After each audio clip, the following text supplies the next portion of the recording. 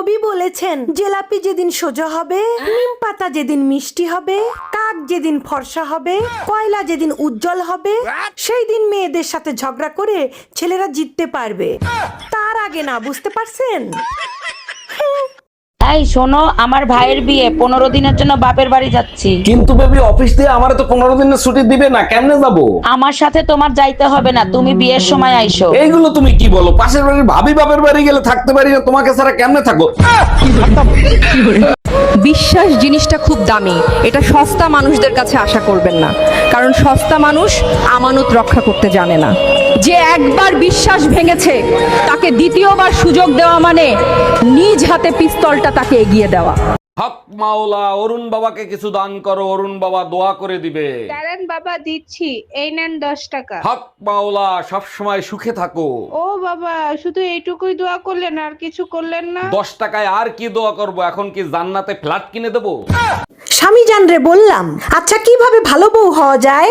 সে বলল, আমার মাকে খুব যত্ন করবা, তাকে সুন্দর সুন্দর রান্না করে খাওয়াবা, আমার যত্ন করবা, আমাকে মজার মজার রান্না করে খাওয়াবা, এই সংসারের যত কাজ আছে সব কাজ তুমি একা হাতে করবা।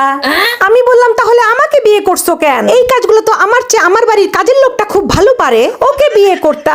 আমি কি ভুল কিছু বলছি আপুরা?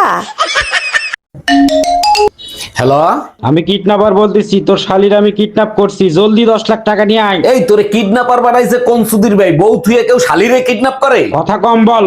এই নে, তোর শালির সঙ্গে কথা বল। দুলা ভাই, আমি না আপনার ছোট গিন্নি, জলদি আমারে বাঁচান। ভাই তুই এক কাজ কর, বউরে কিডন্যাপ কর, শালিরে ছাইরে দে, টাকা তোরে 10 লাখই দেবো। আগের বার তোর বউরেই কিডন্যাপ করছিলাম, উল্টো আমার কাছ থেকে 2 লাখ টাকা নিয়ে গেছে।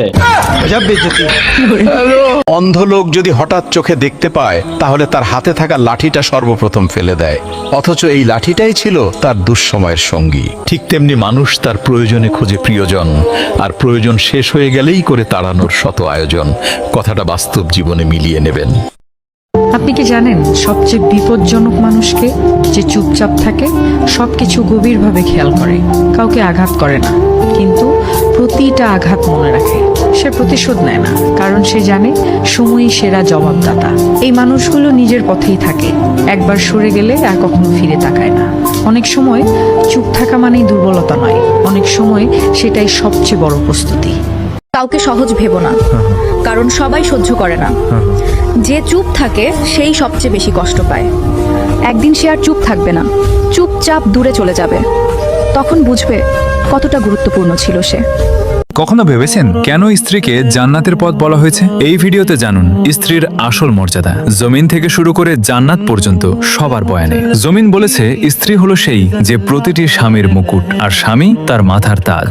সমুদ্র বলেছে স্ত্রী হলো সেই যে তার স্বামীর প্রতিটি দুঃখ নীরবে সহ্য করে নেয়। আকাশ বলেছে স্ত্রী হলো সেই যে তার স্বামীর প্রতিটি কষ্টে অশ্রু ঝরায়। দোয়া বলেছে স্ত্রী হলো সেই যে তার গুনাহগার স্বামীর রুজির বরকতের কারণ হয়। নামাজ বলেছে স্ত্রী হলো সেই যে তার স্বামীকে জান্নাতে পাওয়ার ইচ্ছা পোষণ করে। জান্নাত বলেছে স্ত্রী হলো সেই যাকে ছাড়া জান্নাতে স্বামীর কোনো পূর্ণতা নেই। হৃদয় বলেছে স্বামী যদি হৃদয় হয় তবে স্ত্রী হলো সেই হৃদয়ের স্পন্দন। এবং সবশেষে আল্লাহ বলেছেন স্ত্রী হলো আমার পক্ষ থেকে প্রতিটি স্বামীর জন্য এক মূল্যবান ও দুর্লভ উপহার। সুবহানাল্লাহ।